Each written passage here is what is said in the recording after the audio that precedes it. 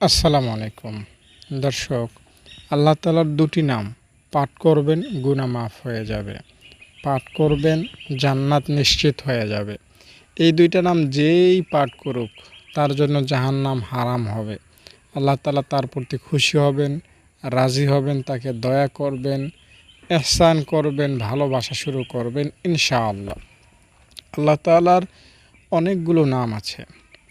এই নামগুলোর মধ্যে এই দুইটা নাম হলো অন্যতম এবং খুবই ফজিলতপূর্ণ। তো এই দুইটা নাম সম্পর্কে জানতে, বিস্তারিত নিয়মকানুন সম্পর্কে অবগত হতে ভিডিওটা শেষ পর্যন্ত দেখার অনুরোধ রইল। দর্শক, আল্লাহ তাআলা আমাদেরকে তার ৯৯টা নাম সম্পর্কে জানিয়েছেন নবীজি মুহাম্মদ সাল্লাল্লাহু আলাইহি সাল্লামের মাধ্যমে। দেখুন, আপনি দোয়া দুরূদ আমল ওজিফাতে যদি অভ্যস্ত হন তাহলে হয়তো খেয়াল করবেন যে আল্লাহ তাআলার নামগুলো পড়তে কম সময় লাগে। আর আল্লাহ তাআলার নাম যে কোনো ব্যক্তিই পড়তে পারে, কে হুজুর, কে হাফেজ সাহেব, কে মূর্খ, কে শিক্ষিত, কোনো ভেদাভেদ নাই। কিন্তু আপনি যদি একটা দোয়া পড়তে যান, সিম্পল বা স্বাভাবিকভাবে আপনি যদি একটা ঘুমের দোয়া পড়তে যান, আল্লাহুম্মা বিসমিকা আমুতু ওয়া আহইয়া, তাহলে আপনাকে এটা সহি শুদ্ধভাবে পড়তে হবে। এটার মধ্যে কিছু বর্ণ আছে যা স্পষ্টভাবে, বিশুদ্ধভাবে, বিশুদ্ধ নিয়মে পড়তে হয়, তা না হলে এই দোয়া কবুল হবে না। আপনি যদি 2 রাকাত নামাজ পড়েন তাহলে সূরা কেরাত শুদ্ধ হতে হবে, তা না হলে নামাজ কবুল হবে না। তাই এগুলো আমল করতে, নামাজ পড়তে অনেক কিছুর শেখার প্রয়োজন আছে। বাকি আল্লাহ তাআলার যে নাম, সেখানে তেমন শেখার কিছু নাই। উদাহরণ হিসাবে আপনাকে আমি বলছি, আল্লাহ, এটা আল্লাহ তাআলার একটা আসল নাম। এই নামটা যে মূর্খ সেও পারে, সেও আল্লাহকে আল্লাহ বলতে পারে। আল্লাহ যে কোনো ব্যক্তি পড়তে পারে, ঠিক না? এরপরে আল্লাহ তাআলার গুণবাচক নাম যদি বলেন, রহমান, এটা সবাই আমরা পারি। রহিম, এটাও আমরা পারি। জাব্বার, আল্লাহ তাআলার আরেকটা নাম হচ্ছে মালিক। তো এগুলো সবাই আমরা পারি। এগুলো পারতে, পড়তে, আমল করতে খুব বেশি জ্ঞানের প্রয়োজন নাই। শুদ্ধতা অশুদ্ধতার যে একটা বিষয়, এখানে তার বেশি একটা প্রভাব পড়ে না, যার ফলে এগুলো আমরা আমল খুব সহজেই করতে পারি। আল্লাহ তাআলা হয়তো বা যারা খুব বেশি জ্ঞানী না, বা যারা দোয়া দুরূদ বা আরবি সম্পর্কে বেশি অবগত না, হয়তো বা তাদেরকে একটু খুশি করানোর জন্য বা তাদেরকে একটু ছাড় বা সুযোগ দেওয়ার জন্যই আল্লাহ তাআলা তার এই নামগুলো আমাদেরকে জানিয়েছেন। বুঝতে পেরেছেন? আমি একটা কথা আপনাকে দায়িত্ব নিয়ে বলতে পারি যে একজন ব্যক্তি অন্য যত দোয়া দুরূদ আছে সব পড়বে, আর আপনি শুধুমাত্র আল্লাহ তাআলার নাম পাঠ করবেন। বিচার দিবসে যে সব পড়েছে তার যেই ন্যাক হবে, আপনি শুধুমাত্র আল্লাহ তাআলার নাম পড়েই সেই ন্যাক পেয়ে যাবেন। এটা অনেক বড় কথা বললাম না? অনেক বড় কথা, কিন্তু এটা আপনার কাছে হয়তো সহজ মনে হতে পারে কথাটা, কিন্তু এটা অনেক বড় কথা। একটা লোক সমস্ত দোয়া শিখলো, শুদ্ধ করলো, এরপরে যে দোয়া যেখানে প্রয়োগ করা দরকার, ভাত খাওয়ার সময় দোয়া আছে, ভাত খাওয়ার শেষে দোয়া আছে, উজুর দোয়া আছে, মসজিদে ঢোকার দোয়া আছে, বাজারে যাওয়ার দোয়া আছে, চাঁদ দেখার দোয়া আছে, নতুন পোশাক পরার দোয়া আছে, মুসাফা করার দোয়া আছে, মোয়ানাকা করার দোয়া আছে, ব্যবসার দোয়া, বিবাহ শাদীর দোয়া, কোন জায়গায় দোয়া নাই?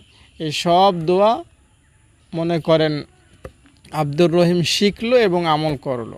তো এই আব্দুর রহিম যে সওয়াব পাবে, আপনি শুধুমাত্র আল্লাহ তাআলা নাম পাঠ করবেন, ইনশাআল্লাহ সেই সওয়াব পাইয়া যাবেন, বা সেই নেকি আপনি পাবেন, সেই রকমের ফজিলত আপনি পাবেন। আল্লাহ তাআলার নামের মধ্যে কোনো কমতি নাই। আল্লাহ তাআলার নামের মধ্যে কোনো কমতি নাই। আল্লাহ তাআলার নাম পাঠ করলে আপনি বেশি উপকৃত হবেন। তাই আল্লাহ তাআলার নাম পাঠ করুন।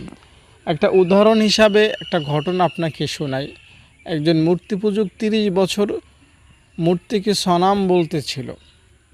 30 বছরের মধ্যে মূর্তি তার ডাকে সাড়া দেয় না। 30 বছরের পর হঠাৎ তার মুখ থেকে সমাদ বের হয়েছে।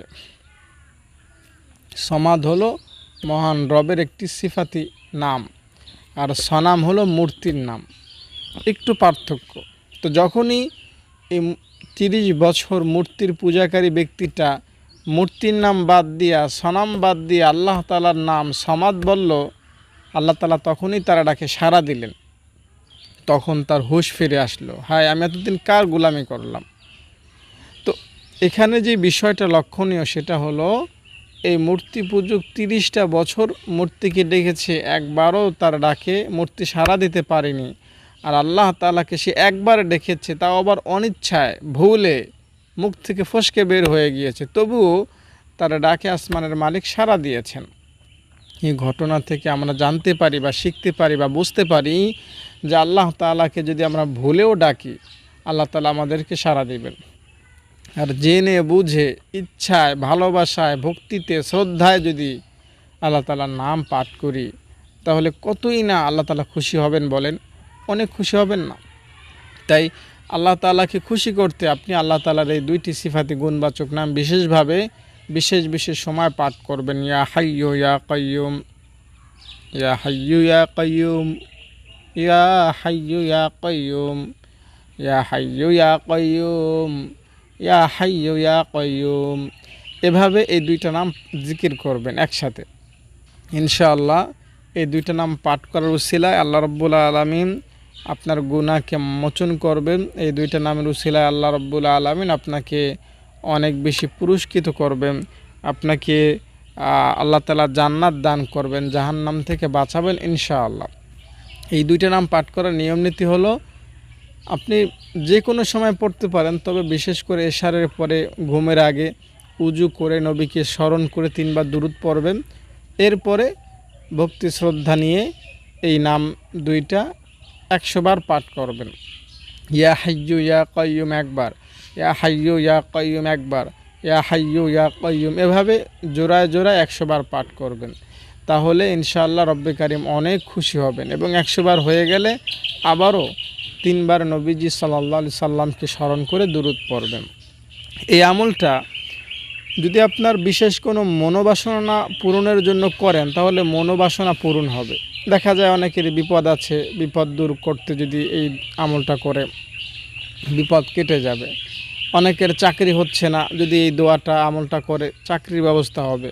অনেকের ছেলে মেয়ের বিবাহ শাদী হচ্ছে না, যদি এই আমলটা করে তো বিবাহ শাদীর ব্যবস্থা হবে। অনেকে ব্যবসায় হয়তো লস খেয়েছে, যদি এই আমলটা করে আল্লাহ তাআলা তাকে ব্যবসায় সফল হওয়ার সুযোগ করে দিবেন। অনেকে হয়তো বয়সের ভারে খুব অসুস্থ হয়ে পড়েছে, যদি এই আমলটা করে তাহলে আল্লাহ তাআলা তাকে শক্তি দিবেন, সাহস দিবেন, হিম্মত দিবেন, দাপট দিবেন, সচ্ছল করবেন। আবার পরকালীন দৃষ্টিকোণ থেকে যদি কেউ পাঠ করে যে আমাকে তো জান্নাত পেতে হবে, গুনাহ মোচন করতে হবে, যদি এই সেন্সে বা এই বিশ্বাসে বা এই আশায় যদি এই দোয়াটা এই নামটা কেউ পাঠ করে, তো আল্লাহ তাআলা তার গুনাহ ইনশাআল্লাহ মোচন করে দেবেন। রব্বে কারিম গুনাহ মোচনকারী, তার গুনাহ মাফ করতে ভালো লাগে। তাই গুনাহকে মোচন করতে, গুনাহকে দূর করতে আল্লাহ তাআলার এই 2টা নাম পাঠ করুন। দর্শক, আশা করি ভিডিওটি আপনার কাছে ভালো লেগেছে। আপনি যদি আমার মাদ্রাসায় দান করতে চান, এতিম অসহায় ছাত্রীদের দায়িত্ব নিয়ে তাদের খরচ দিতে চান প্রতি মাসে, তাহলে আমার সাথে যোগাযোগ করবেন। অনেক ছাত্রী এখানে আমার আসে নিয়মিতই, যাদের বাবা মা নাই, টাকা দেওয়ার মতো কেউ নাই। তো এরকম একজন ছাত্রীর দায়িত্ব আপনি নিলেন, খরচ দিলেন প্রতি মাসে, তো এটা আপনার জন্য একটা ভালো প্লাস পয়েন্ট হবে। যার দায়িত্ব নেবেন তার সাথে কথা বললেন, তার সব কিছু জানলেন। একজন এতিমের পাশে দাঁড়ানো এটা অনেক ভাগ্যের ব্যাপার। তো আমার এখানে অনেক এতিম আছেন যাদের প্রত্যেকের পরিপূর্ণ খরচ আমার পক্ষে আঞ্জাম দেয়া বা ব্যবস্থা করা খুব কঠিন হয়ে দাঁড়াচ্ছে। তাই কেউ যদি একজন এতিম ছাত্রীর দায়িত্ব নিয়ে পরিপূর্ণ খরচটা বহন করে, তাহলে সেটা আমার জন্য, মাদ্রাসার জন্য, বাকি ছাত্রীদের জন্য, সবার জন্য একটা ভালো বিষয় হবে। তাই বিষয়টা আপনি একটু ভেবে দেখবেন। যদি আপনার পক্ষে সম্ভব হয়, একজন ছাত্রীর সাথে কথা বললেন, তারপরে আপনি তার খরচ দিলেন, এটা অনেক ভালো ব্যাপার। তো আপনি এই জন্য বিষয়টা ভেবে দেখবেন। ভালো থাকেন। আসসালামু আলাইকুম। ছাত্রীরা, তোমাদের হাতে কি তোমরা কোরআন শরীফ পড়তে পারো? তোমরা কোরআন কোথায় শিখেছো? এই মাদ্রাসায় পড়তে কোনো টাকা দিতে হয়? আসসালামু আলাইকুম দর্শক, আমি আব্দুল আজিজ।